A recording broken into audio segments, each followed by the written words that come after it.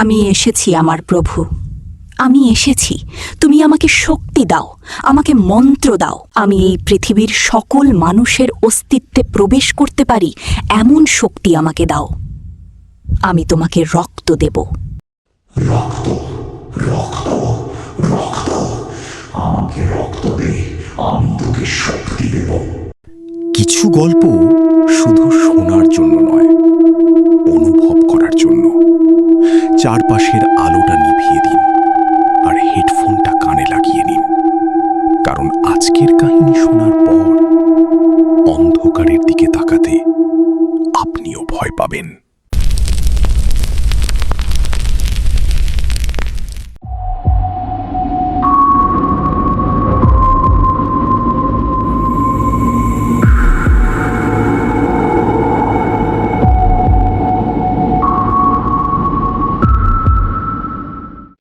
বাড়িটা নতুন, কি দেখেছো তুমি?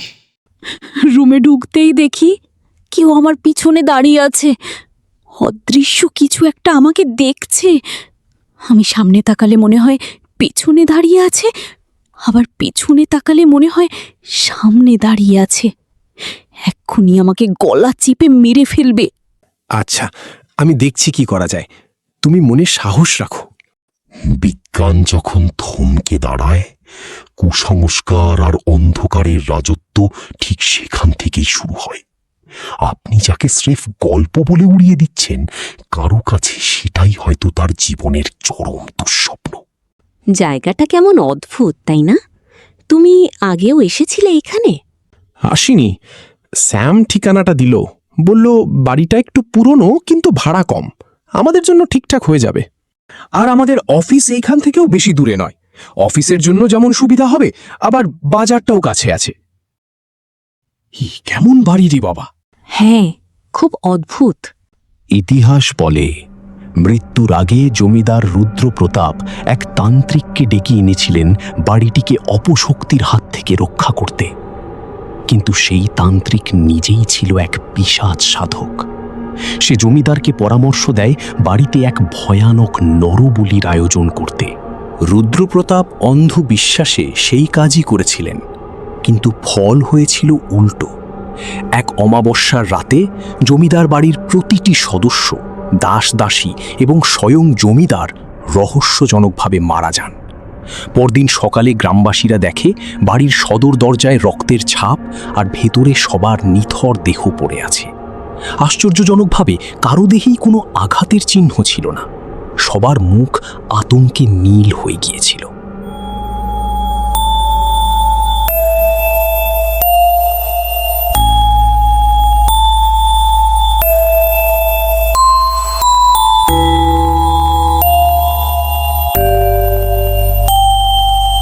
চলে এসেছি, এখন আমার বলি কার্য সিদ্ধি হবে।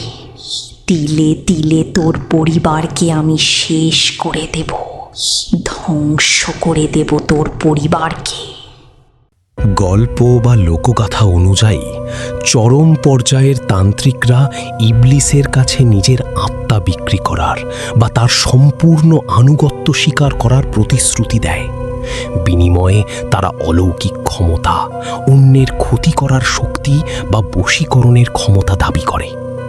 তান্ত্রিকরা সাধারণত শ্মশান, কবরস্থান বা পুরনো পরিত্যক্ত বাড়িতে মাঝরাতে সাধনা করে। এসব স্থানকে তারা অশুভ শক্তির আস্তানা বলে মনে করে এবং সেখানে নির্জনতায় ইবলিসের উদ্দেশ্যে বিশেষ পূজা বা আরতি দেয়। ঘটনাটি ঘটেছিল দক্ষিণ আমেরিকায়।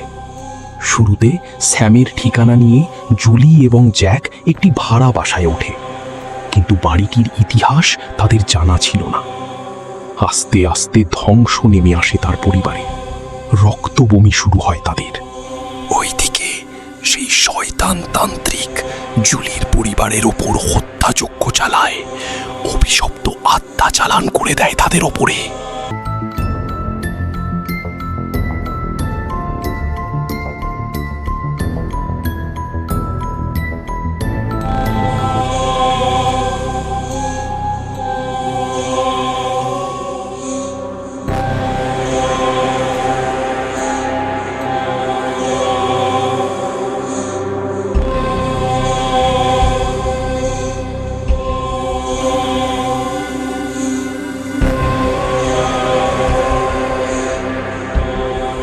এক্ষুনি এখান থেকে বের হওয়া যাবে না, শয়তানটা হয়তো আমাদের দেখতে পাবে না।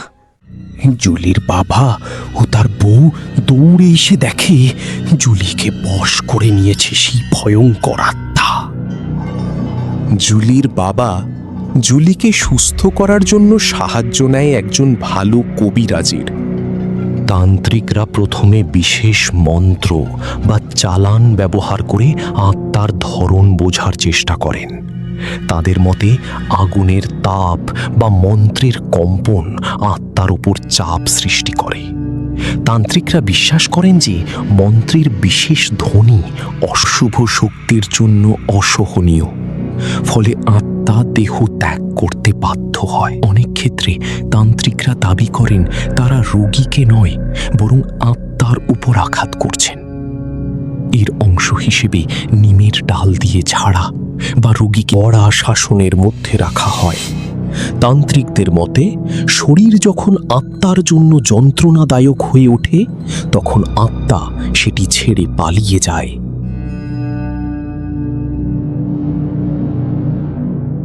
সুস্থ হয়ে ওঠে জুলি এবং তার পরিবার।